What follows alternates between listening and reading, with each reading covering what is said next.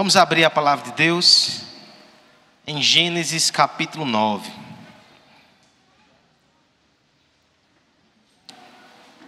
Falaremos sobre dilúvio, né? Tá bom, acabou o dilúvio, aqui e lá fora. Falaremos sobre a vida depois do dilúvio. Falaremos sobre arco-íris. Foi quinta ou foi sexta-feira, deu uma chuva, né? E aí teve uma hora que ficou um arco-íris bonito, acho que foi Carol que postou lá no Instagram, outros irmãos postaram também. Eu queria que as crianças desenhassem exatamente isso. O arco-íris de quinta-feira, e onde você estava, se estava com mamãe, se estava com papai, se estava sozinho. Se você não viu o arco-íris, meu Deus, faça isso não, quando chover corra para ver. Tem graça de Deus ali para você. Mas desenhe isso, certo? O arco-íris e onde você estava naquele momento. Se estava aprontando, aí você vai se entregar na hora de desenhar, né? Seu pai e sua mãe vai ver o que você estava fazendo. Nós iremos falar sobre essas coisas. Nós iremos falar sobre promessa, sobre vida, sobre esperança. Nós iremos falar sobre aliança. Vamos à leitura do texto. Como ele é um pouco extenso, eu quero fazer essa primeira leitura alternada com vocês, tá certo? Do verso 1 até o 19. Abençoou Deus a Noé e a seus filhos e lhes disse: sede fecundos, multiplicai-vos e enchei a terra.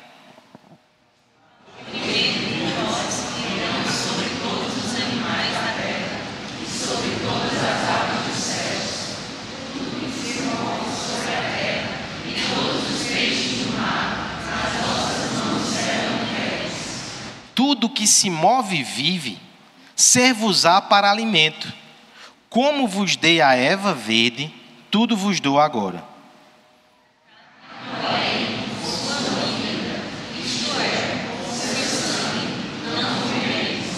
Certamente requererei o vosso sangue, o sangue da vossa vida. De todo animal o requererei, como também da mão do homem, sim. Da mão do próximo de cada um requererei a vida do homem. Se alguém derramar o sangue do homem, pelo homem se derramará o seu, porque Deus fez o homem segundo a sua imagem. Mas sede fecundos e multiplicai-vos, povoai a terra e multiplicai-vos nela. Também Deus a Noé e a seus filhos. Eis que estabeleço a minha aliança convosco e com a vossa descendência.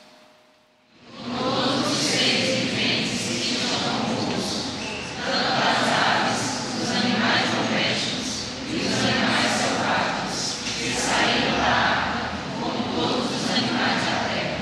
Estabeleço a minha aliança convosco. Não será mais destruída toda a carne por águas de dilúvio, nem mais haverá dilúvio para destruir a terra.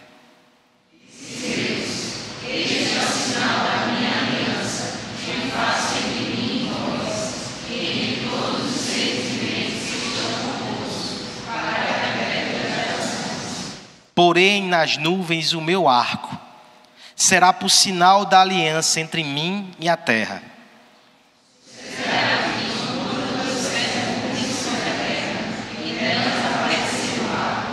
Então me lembrarei da minha aliança, firmada entre mim e vós e todos os seres viventes de toda a carne, e as águas não mais se tornarão em dilúvio para destruir toda a terra.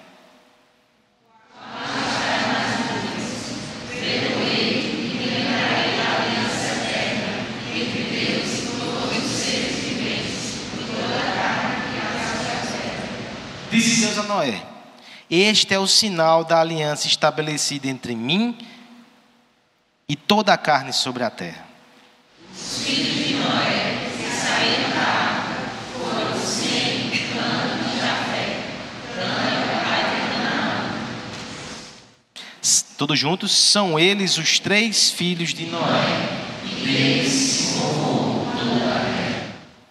Vamos orar, vamos pedir a Deus que fale conosco nessa noite, por meio da sua palavra, para o nosso bem e para a glória dele. Vamos suplicar a sua graça nessa noite. Pai bendito, nós te louvamos e nós te agradecemos, Senhor, Tu já nos fizeste muito bem nesse culto. Nós temos o privilégio de nos reunir como igreja para te adorar, como isso tem sido bom, Senhor. Mas pedimos um pouco mais de graça. Nós precisamos tanto da tua palavra, Senhor. Nós precisamos da força que vem do agir do teu Santo Espírito no nosso coração. Nós precisamos da instrução e do consolo. Precisamos da correção amorosa do Pai. Precisamos de Ti, da Tua palavra. Nos ajuda a enxergar a verdade da Tua palavra, a beleza e a majestade de Cristo. Instrui-nos, fortalece-nos. Glorifica o Teu nome por meio da pregação. É isso que nós te pedimos em nome de Jesus. Amém. A vida insiste para além das fronteiras. Esse é o título de uma palestra de 12 minutos. É um TED Talks. Não sei se você já viu esse formato.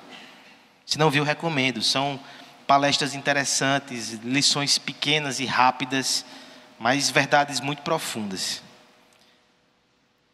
Alguns anos atrás, um médico sem fronteira, por aí você já teria aqui algo forte que vai ser dito, né? Chamado Stephen Plantz, proferiu esse discurso que está gravado, está no YouTube, 12 minutos, a vida para além das fronteiras. Qual é a tese central, o argumento central do discurso desse homem? A de que é possível achar vida, mesmo nos contextos mais trágicos. Ele relata então a sua experiência. Por muitas vezes ele foi para lugares atingidos por desastres naturais. Por exemplo, em certa ocasião ele foi para o Nepal. E houve ali um terremoto onde morreram mais de 8.000 pessoas. Mas ali ele encontrou vida. No meio daquela situação tão terrível, ele encontrou uma mãe cuidando do seu filho. A vida no meio da destruição e da desolação. Em outra circunstância, em outro momento, ele viajou para a faixa de Gaza. Você não precisa nem precisar o ano. Lá sempre tem conflitos, lá sempre tem guerra, lá sempre tem vítimas trágicas. Mas aquele homem disse que o que ele encontrou ali, além de grande necessidade, enormes dores, foi vida também. Inclusive, ele relata algo muito curioso. Haviam momentos de cessar-fogo que duravam às vezes 20 minutos. Naqueles 20 minutos de cessar-fogo, naquele território de guerra, é como se a cidade fantasma tivesse vida de novo. As pessoas começavam a sair, crianças começavam a correr, amigos se abraçavam e conversavam, casamentos eram celebrados, até que as sirenes tocavam mais uma vez, os bombardeios começavam, e as pessoas se escondiam. Mas por 20 minutos, houve vida. Nas falas do Médicos Sem Fronteira, mesmo em lugares de guerra, dor, morte, ainda há sorrisos, porque a vida insiste além das fronteiras. A vida insiste. A vida é teimosa e obstinada. A vida é decidida e ela não para. Mesmo quando o mundo é assolado pelas águas do juízo, mesmo quando rios desabam sobre os nossos ombros, mesmo quando somos afligidos pelas águas da provação, quando as portas abrem, nós percebemos a relva florescendo mais uma vez. Os animais se espalhando. Daqui a pouco, choros novamente tomarão conta do ambiente. A vida insiste. E é importante insistir nisso. Porque existem momentos que nós temos a impressão contrária. Nós achamos que é o fim. Nós achamos que não tem mais para onde ir. Achamos que não há mais o que fazer. Mas eu quero te lembrar nessa noite, a partir desse texto, que a vida insiste. E não por causa de uma propriedade natural e autônoma dela. Não é a teimosia da vida. É a santa teimosia do Deus da vida. A vida insiste em florescer. E não é por causa da nossa força, por vezes diminuta. E mesmo nos melhores dias você não tem força suficiente para girar as rodas da providência, não. Existe uma mão forte que governa com graça insistente e que faz a vida continuar e florescer. Mesmo depois do juízo, mesmo após a provação, mesmo nos dias de tempestade, em qualquer situação, a vida insiste. A vida insiste por causa de Deus. E é isso que nós veremos nesse texto. Teologicamente, esse texto ele pode ser chamado da aliança da preservação. Temos aqui Deus revelando a Noé seus propósitos e lhe dando garantias. Semana passada, no final do relato do dilúvio, depois que saem da arca, nós lemos esse texto hoje de novo, presta esse sacrifício, Deus aspira, aprova e garante que não vai mais destruir a terra. Agora veja, ali a promessa é meramente negativa. Não farei mais tal mal. Ah, que bom. Mas a promessa meramente negativa não supre todos os anseios do meu coração. Creio que não supre o seu também, né? Nos bastaria Deus chegar para nós aqui e dizer: ei, não vou destruir vocês, tá certo? Tá certo, Deus. Tudo bem, né? Já é uma dádiva muito grande, porque o que merecíamos era a destruição. Só que Deus é melhor do que nós somos. E Ele atende às necessidades do nosso coração na medida que Ele chega para nós e vem agora com a parte positiva. Não somente eu conterei, o juízo será contido. A graça, a bênção, a vida, não. Ela vai continuar. Deus então no capítulo 9 vai dar promessas positivas. Promessas e instruções, direções e esclarecimentos. Temos aqui um momento singular na história da redenção.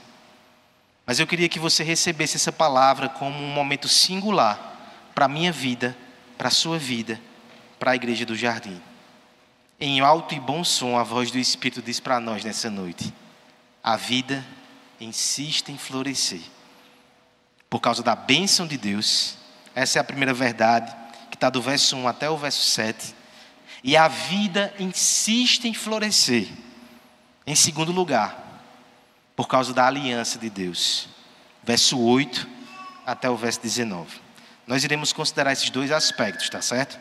Em primeiro lugar, a vida insiste em florescer por causa da bênção de Deus. Verso 1 até o verso 7. Eu peço que a igreja faça essa leitura uma vez mais, tá certo?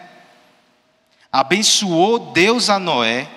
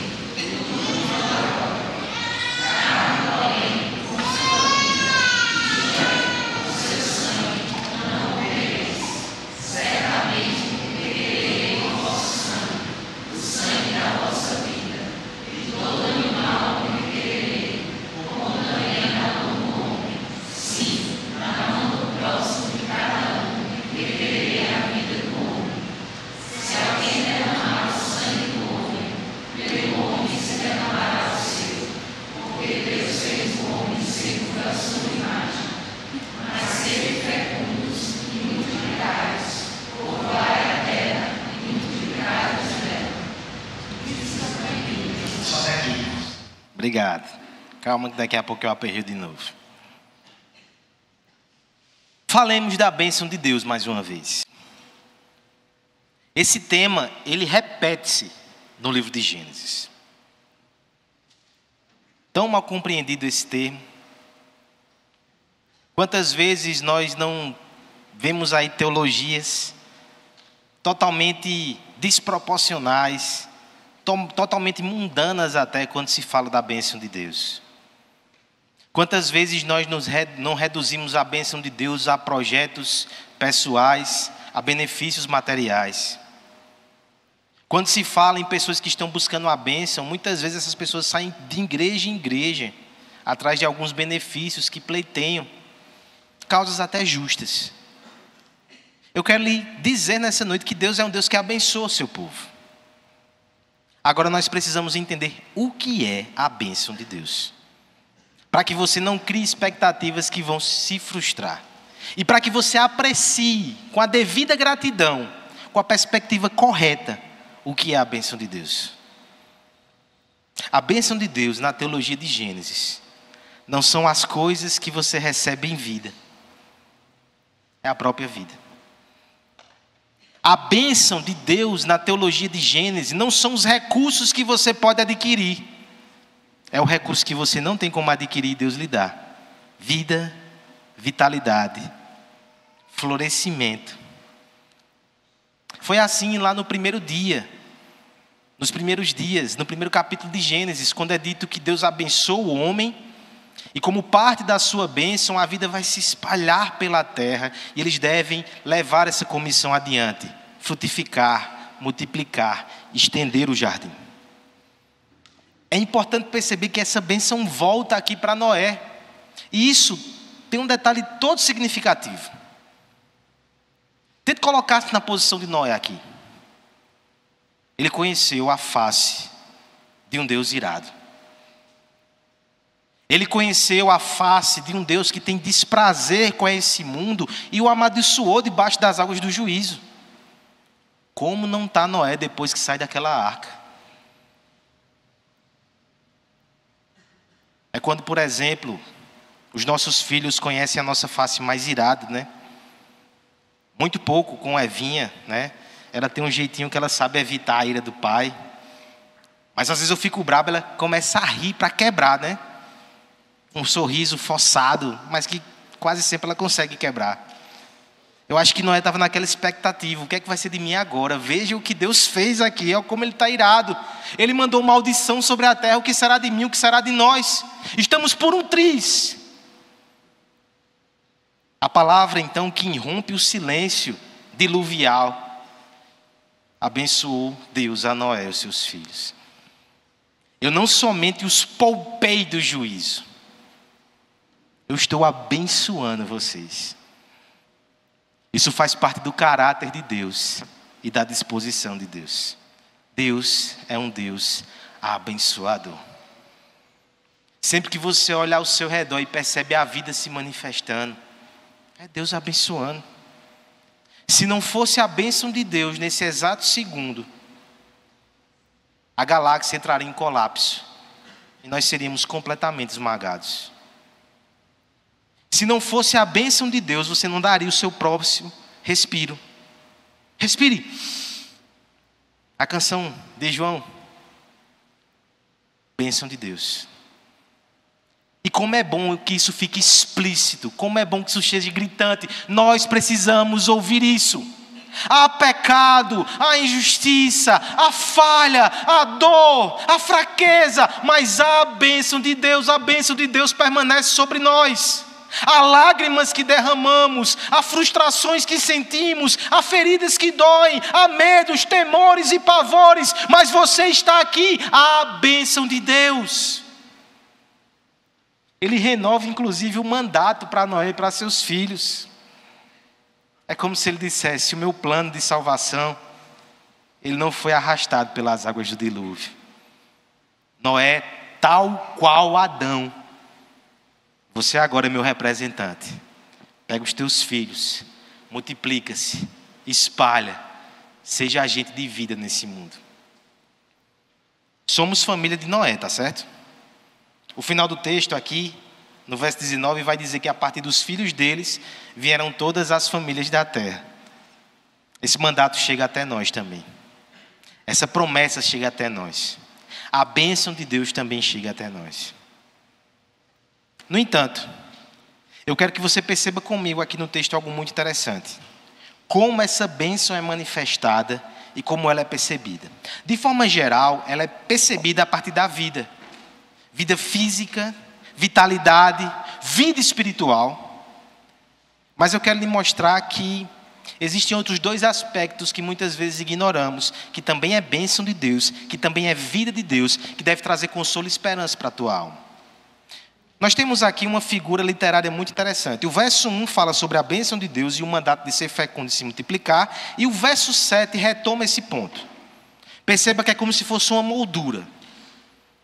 O que temos no meio, então, destacado por essa moldura, também tem a ver com essa verdade, são explicações ou implicações dessa verdade. E são duas, tá certo? Dos versos 2 e 4, nós veremos que a bênção de Deus, ela se manifesta quando Ele nos sustenta. E os versos 5 e 6, veremos que a bênção de Deus também se manifesta quando Ele dá a sua lei para nos proteger. Sustento, proteção. Providência e lei. A bênção de Deus se manifesta através dessas coisas. Primeiro, proteção. O verso 2 começa assim: pavor e medo virão sobre todos os animais da terra. Oh Deus, estava tão bonitinho o discurso. Bênção, vida, pavor e medo. Já dá uma quebra, né? Pavor e medo sobrevirão sobre os animais da terra, sobre as aves do céu. O que é que os bichos temerão? Tudo que se move sobre a terra, todos os peixes do mar vos serão entregues nas suas mãos. Alguns vão entender que a partir daqui a dieta do homem foi incrementada com os animais. Nós nem sabemos se havia esse tipo de prática antes. Mas aqui há algo muito interessante. Pense que Noé e os seus filhos, eles estão diante de um mundo que vai demorar um certo tempo a florescer. Deus já está deixando muito claro que eles poderão se alimentar dos animais, e eles já faziam isso na arca. Está apenas havendo aqui a validação. No entanto, perceba que já vai ser o seguinte: haverá uma certa hostilidade maior agora com os animais, exatamente por causa dessa relação. O que era pacífico outrora, agora é uma relação conflituosa, porque eles fazem parte da cadeia alimentar de vocês. Mas eu quero que você perceba no verso 3, que há cuidado da parte de Deus nessa provisão. Tudo que se move e vive ser-vos-á para alimento, como vos dei a erva verde, tudo vos dou agora. Entenda, Deus, ele tem um carinho especial por sua criação. Ele mandou que o homem cuidasse dos animais, isso é um mandato de Deus. Provérbio vai dizer que aquele que cuida bem dos animais, isso é um sinal que é alguém piedoso. Se Deus faz essa concessão e Deus nos permite nos alimentar dos animais, Ele está mostrando o valor que Ele dá à nossa vida, numa escala de preferência, inclusive, porque somos imagem dEle. Ele está demonstrando cuidado, sustento e provisão. Ele não vai nos deixar passar fome. O Deus que nos livra do juízo é o Deus que cuida da nossa vida, é o Deus que provê o nosso sustento, é o Deus que dá o nosso alimento. Isso é uma verdade que está aqui nesse texto. Veja como Ele é cuidadoso. E como é bom perceber isso. Não é somente o seu pai, criança, que está ali lutando, sua mãe que está correndo para alimentar a sua casa. Deus faz isso. É Deus que está por trás deles e os usa como instrumento. E tem hora que papai e mamãe se aperreia. Mas Deus sustenta. Deus cuida. Deus preserva a nossa vida. É interessante que isso, inclusive, deve servir para nos tornar mais humanos, mais dependentes e mais santos. É por causa disso que nós temos aí a observação no verso 4, tá certo? Carne, porém, com sua vida, isto é, com seu sangue, não comereis. Tem alguns propósitos aqui nessa dieta alimentar. Deus está dizendo que a vida está no sangue.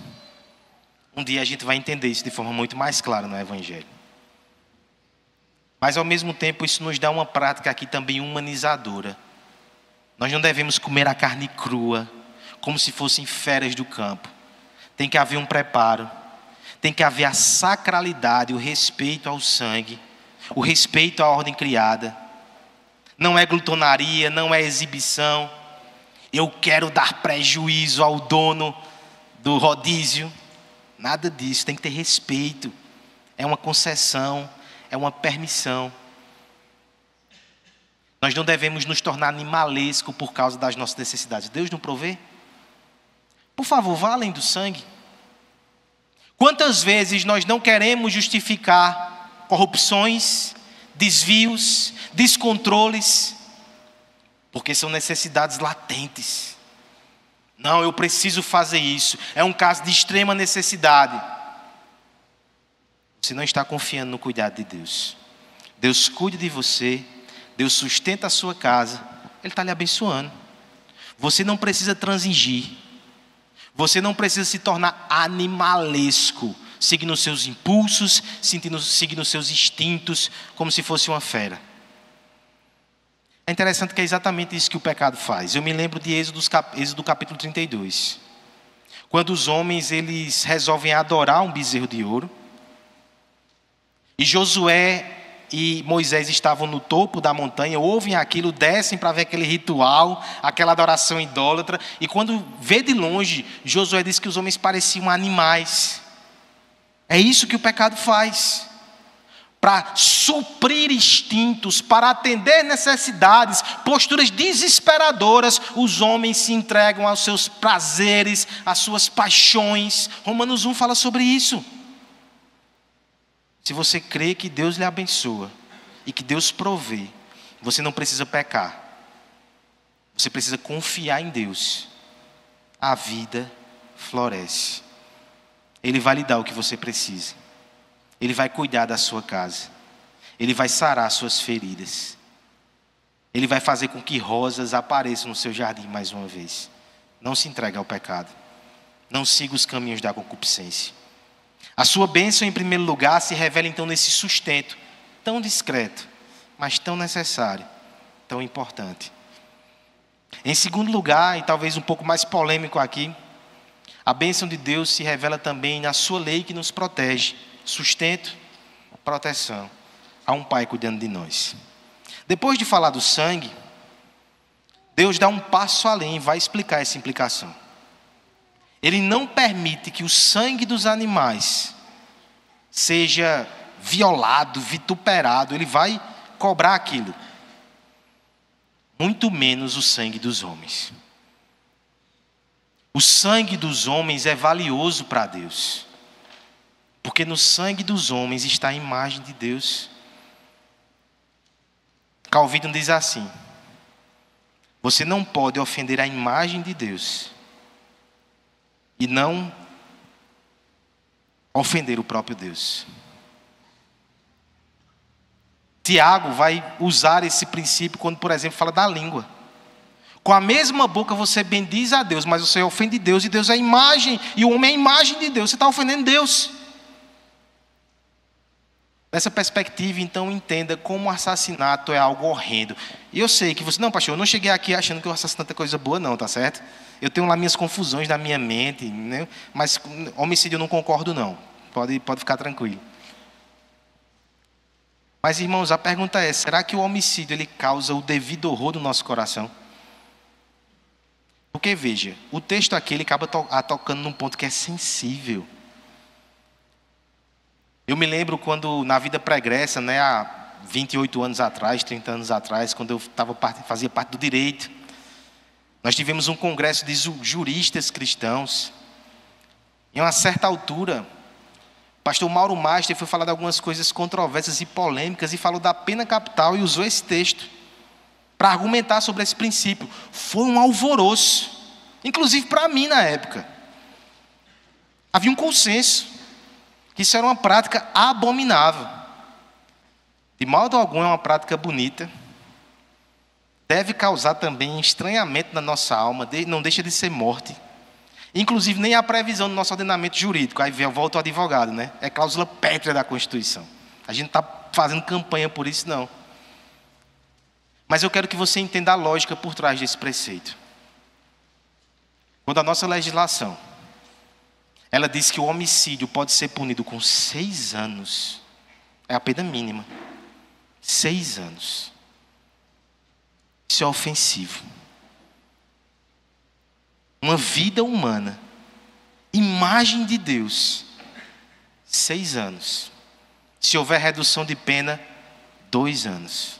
Essa pessoa vai estar no meio do convívio dos seus pares. Nós precisamos reconhecer que nós temos um tratamento brando demais, que não leva em conta a sacralidade da vida, a imagem de Deus, não nos causa a repulsa necessária. E como sociedade nós perdemos com isso. A grande taxa de homicídios que nós temos, menos de 30% deles são solucionados. Há um rio de sangue que corre nesse país.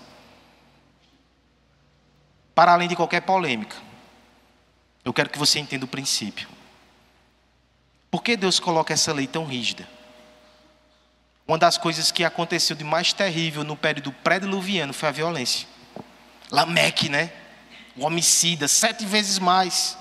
Sangue inocente sendo derramado. Houve juízo de Deus por causa disso. A terra foi tomada por violência. A lei, portanto, é colocada como uma cerca, limites. A lei que parece antipática, a lei que parece sanguinolenta, a lei que nos causa... Nós não gostamos de limites.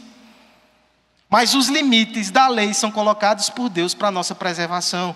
Como se Ele dissesse assim: se vocês continuarem nesse caminho, daqui a pouco vai ser tudo destruído de novo, por vocês mesmos, inclusive. Obedeçam à lei, atendam o padrão. É bênção. Eu quero que você considere esse princípio nessa noite.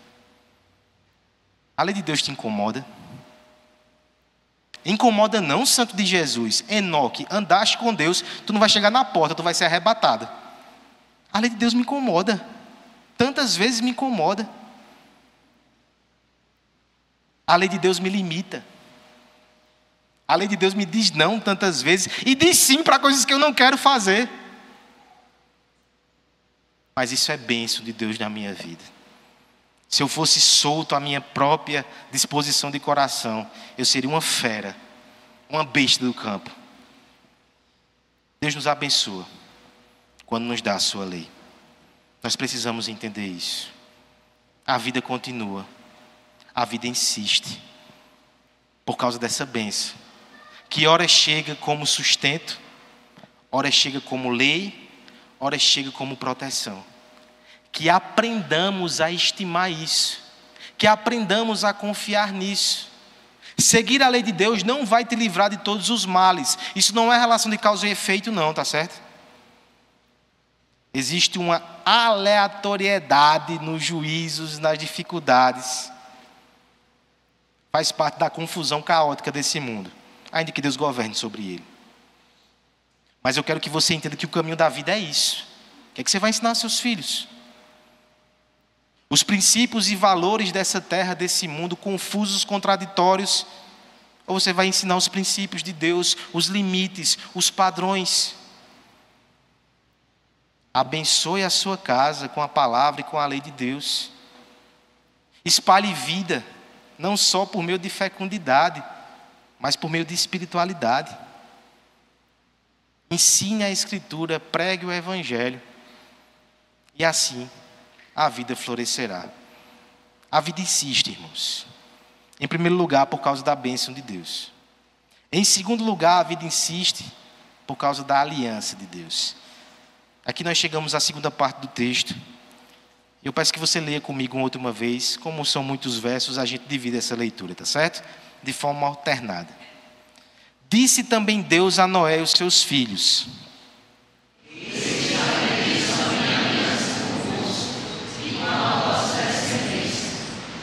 e com todos os seres viventes que estão convosco, tanto as aves, os animais domésticos, os animais selváticos que saíram da arca, como todos os animais da terra.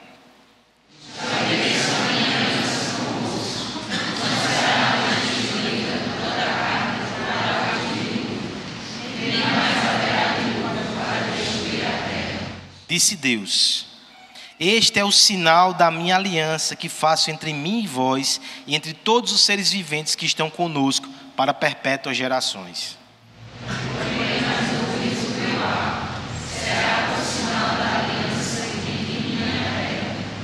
Sucederá que quando eu trouxer nuvens sobre a terra e nelas aparecer o arco,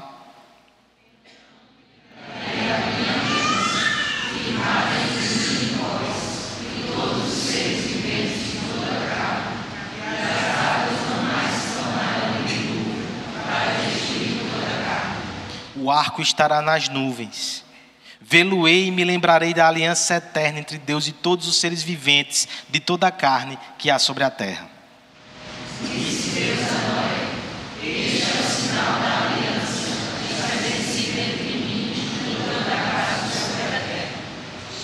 Os filhos de Noé que saíram da arca foram Sem, Cã e Jafé. Cã é o pai de Canaã. Todos são eles os 3 filhos de Noé. Por favor, sinta atenção no texto. A vida florescerá por causa de Deus. A bênção de Deus nos assegura isso. É a bênção de Deus que produz vida, vitalidade. É a bênção de Deus que nos sustenta e nos guarda. É a bênção de Deus que nos protege por sua lei. Mas quando nós terminamos aqui, no último versículo aqui, falando sobre cuidado com a vida, penas que envolvem o homicídio, não parece muitas vezes que é algo que também depende de nós, essa preservação? Nos parece que quando muito sangue é derramado, nos parece que quando a sociedade caminha por caminhos de morte, de alguma forma não pode haver um colapso nisso aqui? A vida florescerá. Mas e essas condições que são colocadas? Deixa eu trazer algumas situações para você. O presbítero Guilherme, ele leu na liturgia aquela situação em que Saul fez um voto tolo e precipitado. Todos os soldados, ninguém vai comer um pão enquanto a gente não ganhar essa guerra. Meu amigo, que judiação. Jonathan, o filho dele, vê um favo de mel, ainda bem que era o filho, senão tinha sido punido, né? O filho come, chega a vida, volta aos olhos, aí ele diz, meu pai está turvando a terra, ele está fazendo confusão. Não existe isso. A gente poderia até ganhar essa guerra se a gente tivesse alimentado. Chega um momento que, por causa desse voto precipitado, dessa atitude irresponsável, os homens correm nos animais, matam os animais, e aí tem um detalhe interessante. Os judeus, em obediência à lei de Deus, eles matam os animais, tal qual João Manô, quando matou o galo para conquistar a Hortência, sangrando, né? Não foi assim, não, só quebrou o pescoço. Certo. Sangrando para que o sangue saia, que bizarro, né? Ficou. E o sangue sai do corpo para não comer o sangue. Tem um modo de preparar na lei alimentar judaica. Meu amigo, na hora da guerra, fome, passando mal, fizeram nada disso, comeram com sangue e tudo. Cabe dela. E pecaram. Por isso que Saul vai depois e presta sacrifício, né? Veja só. Um rei imprudente nos coloca diante do pecado. A lei não é honrada. A vida vai florescer? Pouco tempo depois, irmãos, esse rei, que não tinha um temor de Deus no seu coração, isso foi só um sinal. Morreu ele, seus filhos, toda a sua casa. A pergunta fica, a vida vai florescer? A gente olha para esse rei e nos parece que não. Mais um pouco adiante na história de Israel, nós temos um homem chamado Manassés. Manassés derramou sangue inocente. Inclusive o sangue do seu próprio filho, que foi sacrificado a Moloque, um rei de Israel, derramou o sangue do seu filho. Quando Deus vai punir o povo com o exílio, Ele vai lembrar explicitamente desse fato e vai dizer, por causa do pecado de Manassés, o sangue corre pelas ruas de Jerusalém. Vocês serão arrancados daqui para eu limpar essa terra. Se depende dos homens, se depende dos reis, será que a vida vai florescer mesmo? Ou nós escolheremos morte? Eu volto então para a aliança. A aliança aqui, como é colocada com Noé e os seus descendentes e toda a terra, ela é incondicional. Você percebe que Deus não coloca condições aqui. Ele está dizendo que vai preservar. A aliança é um pacto ou juramento que parte de uma disposição graciosa do próprio soberano. Nós somos inseridos nisso por graça, por dádiva, por misericórdia. Como é que a gente concilia essa tensão então? Há requisitos ou não há requisitos? Há condições ou não há condições? houve um rei que cumpriu os requisitos em nosso favor. É por isso que o arco foi aposentado no céu. O arco-íris é isso, né? Um arco. Alguém disse até assim, de forma interessante, que é um arco virado para onde? O próprio Deus. O arco do juiz era apontado na nossa direção. O arco-íris, com todas as suas cores encantadoras, é um arco apontado para o céu. O próprio Deus, para que houvesse paz entre nós, colocou-se na posição de estar diante das flechas, das setas do juízo. Enquanto o rei perverso, como Saul, fazia com que aqueles homens violassem a sacralidade da lei, enquanto o rei perverso e injusto como Manassés derrubou sangue inocente e só colheu morte dos seus feitos, o rei justo Jesus Cristo é aquele que por sua vida, ele derramou sangue e conquistou para nós paz com Deus. O sangue de Cristo, quando ele cai na terra, ele germina salvação. É por isso que a vida continua. É por isso que eu olho para o sinal da aliança. É por isso que eu tenho esperança. Há um lembrete no céu. Deus olha e lembra, eu olho e lembro. Nós precisamos lembrar. É o sinal do sacramento. É a promessa que as cores invadirão esse mundo cinza. É o arco do juízo que está aposentado. É a salvação que está garantida. É a vida que vai florescer. O arco-íris lembra isso. Por favor, depois da chuva, crianças, corram para ver o arco-íris. A paz no céu, a vida prometida. Há uma aliança de salvação. Seu rei não é Saul, seu rei não é Manassés, seu rei é Jesus.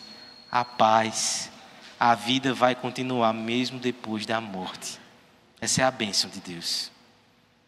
A bênção de Deus não é não morrer, tá certo? A bênção de Deus é saber que há uma vida mesmo depois da morte. A bênção de Deus não é ganhar coisas. A bênção de Deus é ganhar Jesus. A bênção de Deus não é saber que nós não teremos tribulações e tempestades. Temos sim, tá certo? A bênção de Deus é saber que nós temos paz com Deus. Ele cuida de nós, Ele lembra de nós, mesmo nas piores tempestades. Ele está conosco. Ele é a nossa arca. Ele é o nosso arco. Ele conquistou a nossa salvação. Mas fracos como somos, duvidosos e vacilantes, precisamos de lembretes. O arco-íris era um sacramento da aliança da preservação. E que sacramento bonito. Na aliança da redenção, nós também temos os nossos sacramentos. Você chega diante da mesa do Senhor, é Deus lembrando a você a paz. Pode descansar, pode comer, a vida insiste. Deus cuida de você, Deus te alimenta e Deus te protege. No batismo as águas são vertidas, nos adultos e nas crianças, porque é para nós e para a nossa descendência. Veja aqui. É para lembrar que a paz foi conquistada pelo sangue de Cristo. O sangue dos homens clama por justiça, desde o sangue de Abel. É quase que uma revisão de Gênesis. Mas o sangue de Cristo grita misericórdia, salvação, reconciliação, vida eterna. É esse sangue que está sobre nós. Precisamos nos lembrar. Lembrar que Deus não esquece. Lembrar que Deus cuida. Lembrar que a vida floresce. Abra a janela da arca. Veja a vida lá fora. Quando a luz entrar pelas frestas, deixa ela iluminar a embarcação. A vida ali dentro. O seu coração ainda pulsa. Deus vai fazer grandes coisas ainda. Olhe para a cruz. Esse é o maior dos sinais. Esse é o maior dos lembretes.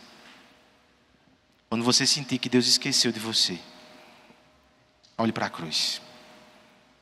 Ele deu o seu próprio filho. Ele nunca vai esquecer de você. O seu arco está no céu. A sua cruz está no nosso coração. A nossa alegria está em Cristo. A vida floresce. a vida eterna nos aguarda. Sigamos firmes, o dilúvio já passou. Sigamos firmes até o dia da celebração, das bodas, da festa sem fim.